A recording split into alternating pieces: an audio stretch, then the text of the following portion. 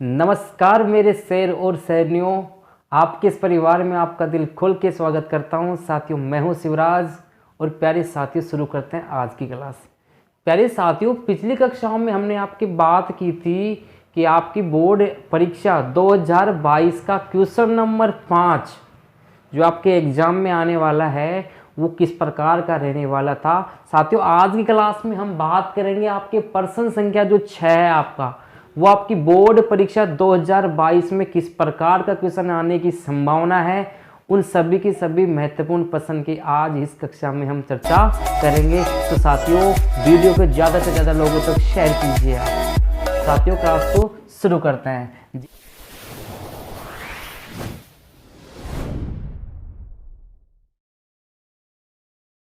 जैसे कि साथियों, ये जो आपका क्वेश्चन नंबर 6 है, ये आपकी प्रश्नावली जो आपकी 2 चर वाले रैखिक समीकरण है, प्रश्नावली 3 उसमें से आने के चांस है साथियों।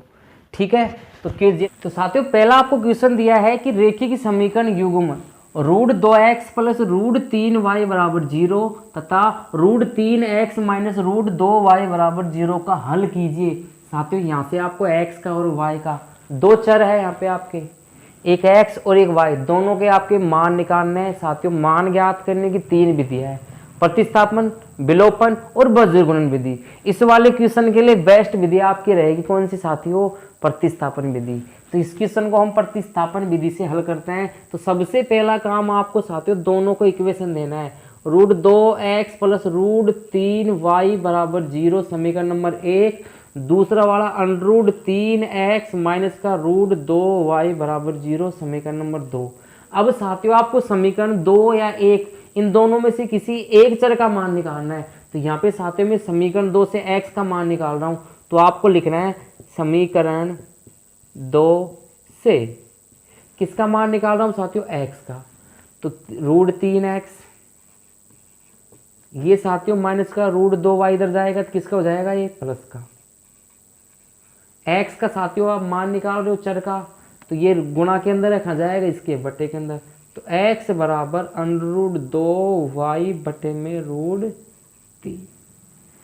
ये साथियों आपके पास x का मान निकल के आया, इसको आपको समीकरण नंबर 3 देना है।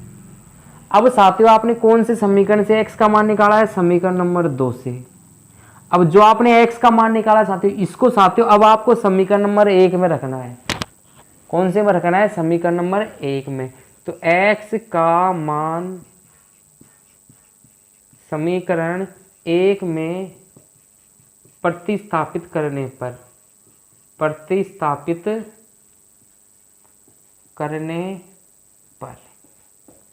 साथियों इसमें प्रतिस्थापित करते हो आप, तो यहाँ पे √2 जहाँ x है वहाँ पे आपको ये लिखना है, क्या है साथियों? √2y बटे में √3 प्लस √3y बराबर 0। क्या किया साथियों? जहाँ x था आपने x का मान ये रखा है यहाँ पे। हल करते हैं आगे साथियों। √2 को √2 से गुणा करेंगे तो नीचे आएगा आपका 2y बटे के अंदर √3 प्लस, इसको ऐसे कैसे लिख लीजिए साथियों, बराबर 0। इसके बटे में 1 लगा लीजिए। कैसे हल करेंगे साथियों? भिन्न के जोड़ है, भिन्न के जोड़ को आप नीचे की संख्या से गुणा कर लीजिए और इनको तिरछा गुणा करके जोड़ दीजिए आप। कैसे करते हैं? इसको इससे गुणा करेंगे तो कितना आएगा नीचे? √3।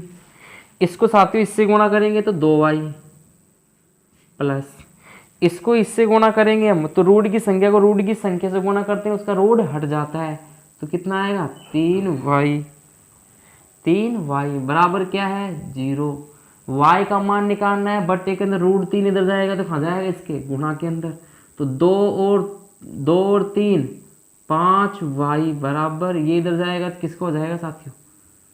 0 गुणा √3। y का मान निकालना है, इससे गुणा में ये भी खा जाएगा इसके बटे के अंदर। तो y बराबर 0, 0 के बटे में कौन जाएगा? 5, तो ये भी कितना आएगा? 0। तो y का मान कितना निकल गया है साथियों? y का मान 0। कितना निकल गया है? 0। इस y के मान को साथियों आप कहाँ रखेंगे? x का मान निकालने के लिए समीकरण नंबर 3 में। तो y का मान समीकरण 3 में रखने पर, तो यहाँ पे आएगा आपका x बराबर √2 किससे गुणा 0 से, क्योंकि y का मान कितना है 0 बटे में कितना है √3, साथ ही इससे गुणा करेंगे तो कितना आएगा आपके पास 0। तो x का मान 0, y का मान 0, ये इस क्वेश्चन का आपका हल हो जाता है। नोट कीजिएगा साथियों क्वेश्चन को आप।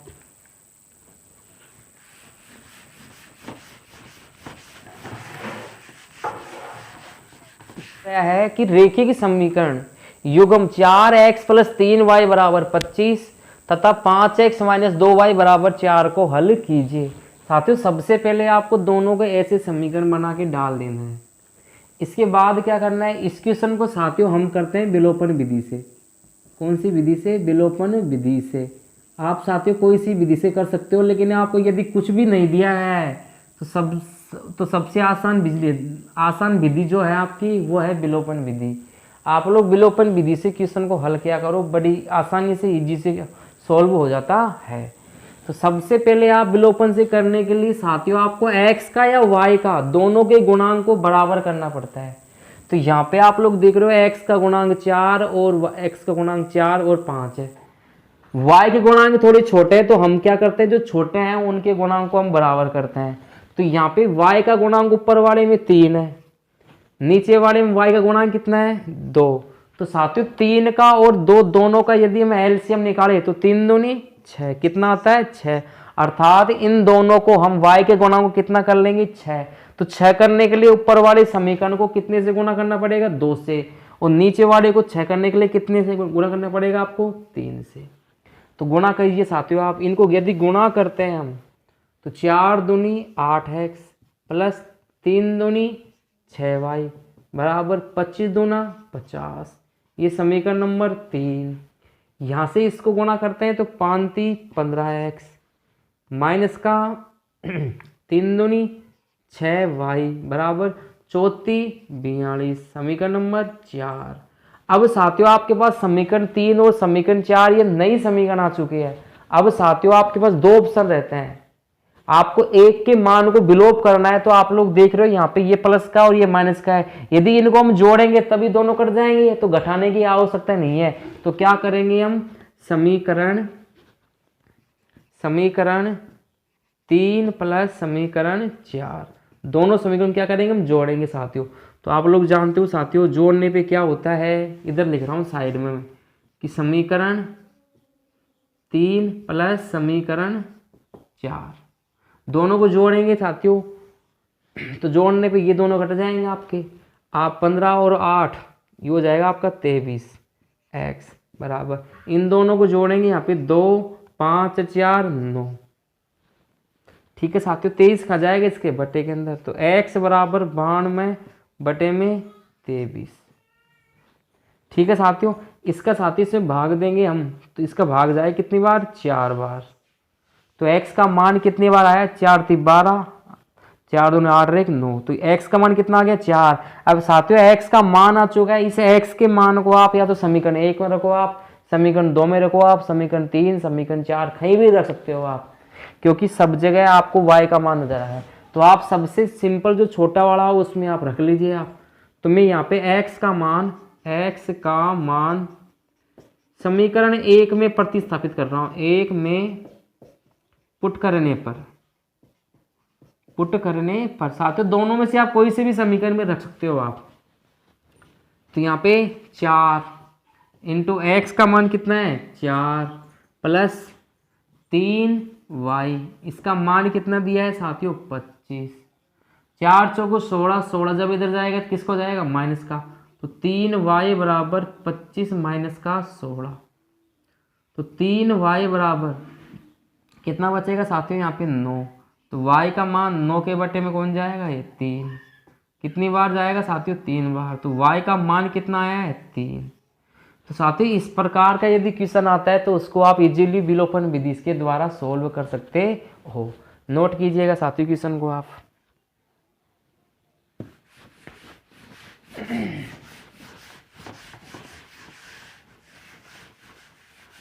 साथियों अगला आपको क्वेश्चन दिया गया है कि निम्न युगपत समीकरणों को हल कीजिए।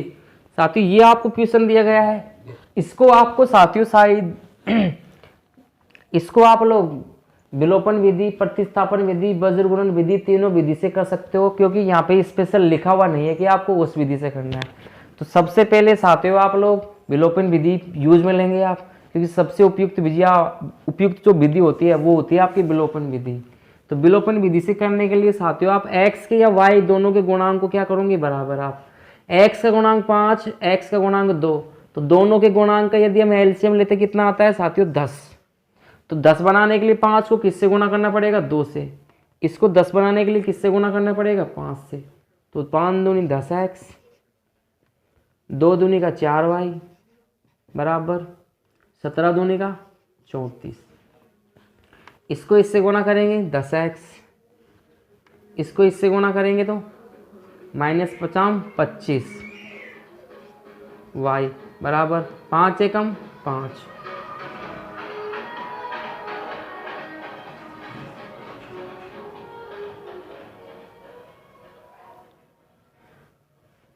इसके बाद साथियों यहाँ पे ये समीकरण 3 आ गया है, ये समीकरण 4 आ गया है।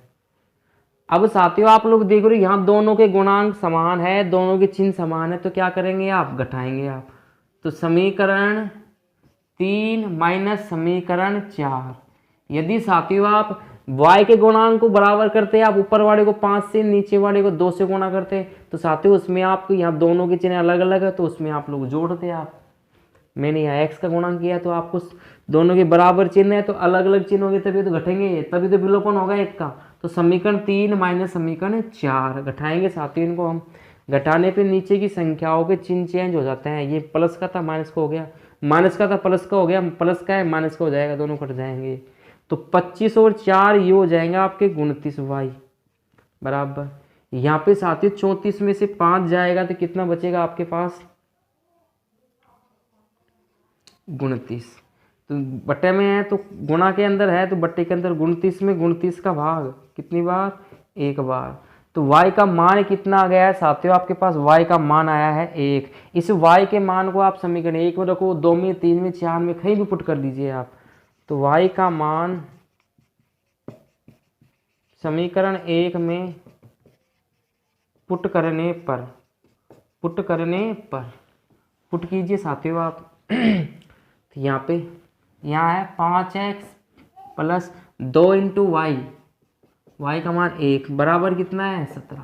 तो यहाँ पे 5x प्लस 2 एकम 2 बराबर 17, ये 2 इधर जाएगा तो माइनस का, 17 माइनस का 2 कितना हो जाएगा साथियों 15। x से गुणा में 1 आ जाएगा ये बट्टे के अंदर, तो कितनी बार जाएगा भाग, 3 बार। तो x का मान कितना निकल गया है 3, y का मान कितना आया 1। तो साथियों इस प्रकार छोटे क्वेश्चनों को 2 नंबर का क्वेश्चन इस प्रकार का आएगा, उसको आप लोग विलोपन विधि के द्वारा आसानी से इजी से सोल्व कर सकते हो। नोट कीजिएगा साथियों आप।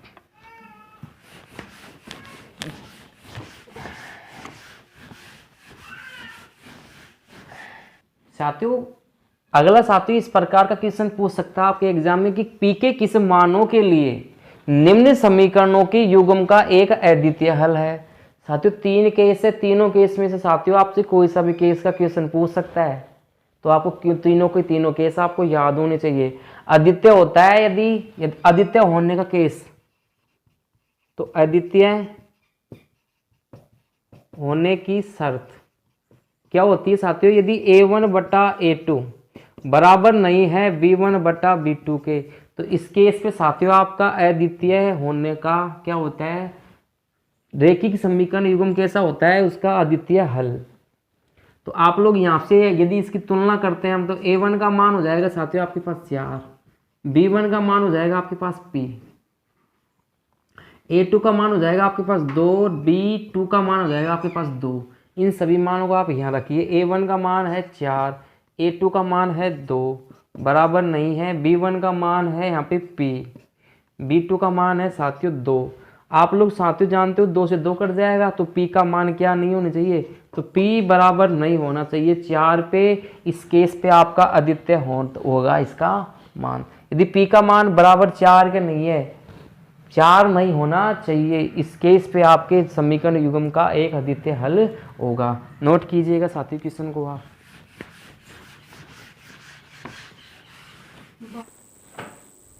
साथियों अगला साथियों इंपॉर्टेंट क्वेश्चन है, अच्छा क्वेश्चन है एग्जाम के दृष्टिकोण से। क्वेश्चन दिया है कि m और n के मान ज्ञात करने हैं साथियों, कि ताकि निम्न रैखिक समीकरण, जो आपको ये दो रैखिक समीकरण दिया है, इनके अनंत हल हो। तो साथियों यहाँ पे आपको कौन सा वाला केस लगाना है, अनंत हल। तो समीकरण युग्म का अनंत हल है, अनंत हल है। अतः अनंत हल कब होते हैं, यदि a1 बटा a2 बराबर b1 बटा b2 बराबर c1 बटा c2 हो, यदि तीनों ही बराबर हो, इस पे साथियों इसके कैसे हल होते हैं, अनंत हल होते हैं। ठीक है साथियों, तो यहाँ से यदि हम कंपैरिजन करें साथियों, तो a1 का मान है साथियों 2m माइनस 1, b1 का मान है साथियों 3 और c1 का मान है साथियों माइनस का 5।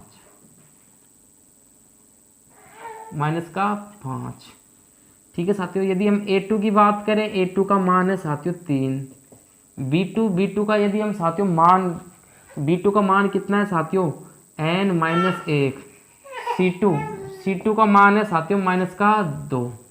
ठीक है साथियों, सभी मानों को यहाँ प्रतिस्थापित कीजिए आप, मान रखिए साथियों a1 का मान है 2m माइनस 1, a2 का मान है साथियों 3 बराबर b1 का मान है साथियों 3, b2 का मान है साथियों n माइनस 1 बराबर c1 का मान है माइनस का 5, c2 का मान है माइनस का 2। ये तो माइनस माइनस प्लस हो जाएगा। अब साथियों ये आपके पास 1 2 3 है, यहाँ पे आपको m का मान ज्ञात करना है, तो साथियों पहले वाले को और थर्ड वाले को लेना पड़ेगा आपको n का मान निकालना है, तो दूसरे वाले को और थर्ड वाले को लेना पड़ेगा आपको। तो सबसे पहले मैं फर्स्ट व थर्ड लेने पर इन दोनों को बराबर करूंगा साथियों, तो 2m माइनस 1 बटा 3 बराबर 5 बटा 2। बजर गुणा कर लीजिए साथियों, आप इसको इससे गुणा करेंगे, इसको इससे गुणा करेंगे, तो 2 दूनी का 4m, 2 को माइनस 1 से गुणा करेंगे 2 बराबर 5 3 15। साथियों माइनस का 2 इधर जाएगा तो किसका होएगा, प्लस का, तो 4m बराबर 15 प्लस का 2, 15 और 2 17, 4 खा जाएगा इसके बटे के अंदर। तो m का मान कितना आ गया साथियों, m का मान आया 17 बटा 4। अब साथियों आप दूसरा और तीसरा लीजिए आप n का मान निकालने के लिए, तो सेकंड व थर्ड लेने पर सेकंड क्या है 3 बटा n माइनस 1 बराबर 5 बटा 2। इसको इससे गुणा, इसको इससे गुणा, 5 को n से करेंगे तो 5n, 5 को इससे गुणा करेंगे माइनस का 5, 3 दूनी 6, 5 इधर जाएगा तो किसका होएगा साथियों, ये प्लस का, तो 6 इधर जाएगा तो किसका होएगा, प्लस का, 6 5 11, ये 5 खा जाएगा बट्टे के अंदर। तो n का मान कितना आ गया है 11 बटा 5। तो इस प्रकार साथियों वेरी वेरी इंपॉर्टेंट क्वेश्चन है, अच्छा क्वेश्चन है एग्जाम के आपके दृष्टिकोण से। साथियों अगला आपको महत्वपूर्ण क्वेश्चन दिया है, ये भी साथियों इंपॉर्टेंट क्वेश्चन है कि दो संख्याओं का अंतर आपको 26 दिया है और एक संख्या दूसरी संख्या की 3 गुनी है, तो साथियों आपको दोनों संख्याएं ज्ञात करनी है। ऐसे साथियों ऐसे क्वेश्चन में साथियों आपको दो स्टेटमेंट दिए हैं, तो दो स्टेटमेंट है, तो एक स्टेटमेंट से आपका एक समीकरण बनेगा, दो स्टेटमेंट से आपके दो समीकरण बनेंगे। तो पहला स्टेटमेंट आपको दिया है कि दो संख्याओं का अंतर 26 है, तो साथियों दो संख्या आपको पता नहीं है, तो एक संख्या और दूसरी संख्या, तो साथियों एक संख्या को आप x मान लेंगे, दूसरी संख्या को आप y मान लेंगे। तो सॉल्यूशन माना एक संख्या क्या है x, तो दूसरी संख्या क्या हो जाएगी साथियों आपकी y। एक संख्या आपकी x है तो दूसरी संख्या क्या हो जाएगी आपकी y। पहला स्टेटमेंट प्रश्नानुसार प्रश्न दिया है कि दो संख्याओं का अंतर कितना है 26, x का और y का अंतर कितना दिया है साथियों 26, तो x माइनस y इसका अंतर यानी बाकी कितना दिया है 26, समीकरण नंबर 1। दूसरा स्टेटमेंट आपको दिया है कि एक संख्या क्या आपकी x, दूसरी संख्या की बराबर का चिन्ह लगा के दूसरी संख्या लिख लीजिए आप। जैसे जैसे क्वेश्चन कहता है वैसे वैसे करते जाना है कि एक संख्या मतलब x दूसरी संख्या की मतलब y की 3 गुनी है, इसकी कितनी गुनी है 3 गुनी, तो 3 से गुणा कर दीजिए आप। तो यहाँ पे आ जाएगा x बराबर 3y, समीकरण नंबर 2। अब साथियों यहाँ पे आपको एक समीकरण नंबर ये दिया है, यहाँ पे दूसरे में समीकरण में x बराबर 3y, यहाँ आपको x का डायरेक्ट मान दिया हुआ है x बराबर 3y। इसे x के मान को साथियों आप समीकरण नंबर 1 में रख दीजिए। ठीक है साथियों, तो यहाँ पे करते हैं हम इसको प्रतिस्थापन विधि से कि x का मान समीकरण 1 में पुट करने पर, तो यहाँ पे x के स्थान पे आएगा 3y माइनस का y बराबर कितना है 26। 3 में से 1 y जाएगा तो 2y बराबर 26, y के गुणा में 2 है खा जाएगा बटे के अंदर, तो y बराबर 13। 26 में हम 2 का भाग देंगे कितनी बार जाएगा आपका 13 बार, तो y का मान कितना आ गया 13। इस y के मान को साथियों कहाँ रखेंगे आप समीकरण नंबर 2 में, क्योंकि जो पहली संख्या है वो y की मतलब दूसरी की कितनी गुना है 3 गुना, तो y का मान समीकरण 2 में पुट करने पर, पुट कीजिए साथियों यहाँ पे, तो x बराबर 3 इंटू वाई के स्थान पे 13, तो 13 39। तो साथियों जो पहली संख्या थी आपकी, पहली संख्या आपने क्या मानी थी x, कितनी आ गई है वो 39। दूसरी संख्या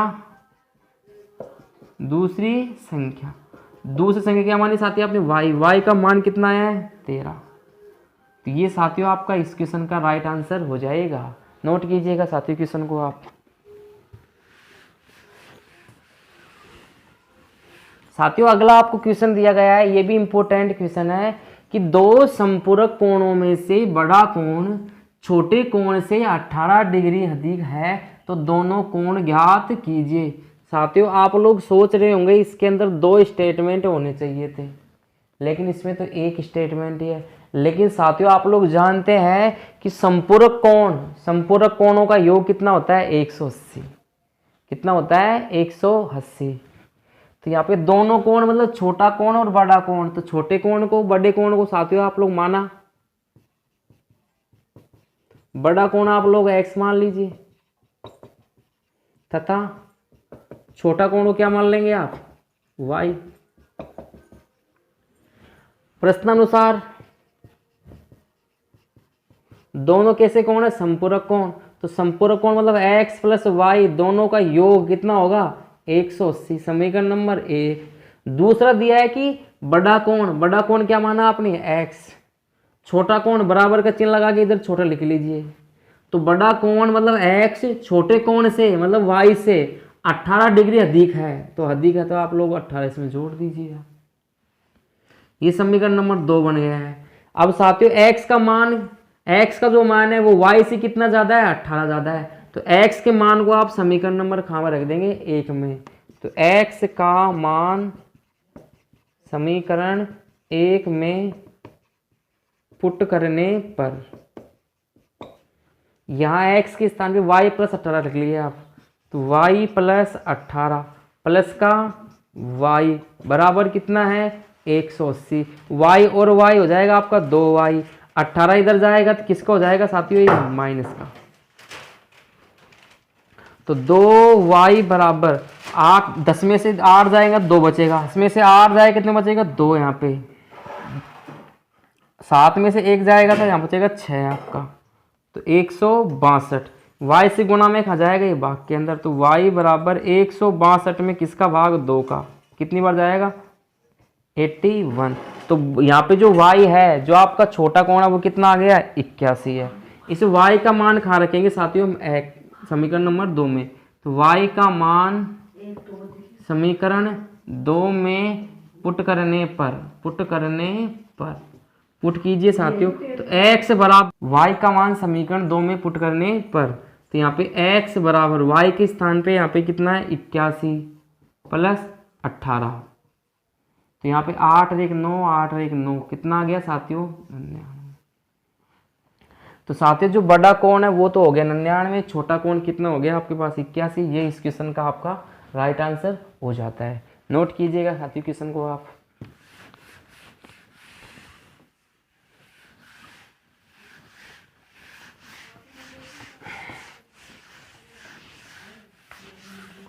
साथियों अगला क्वेश्चन दिया गया है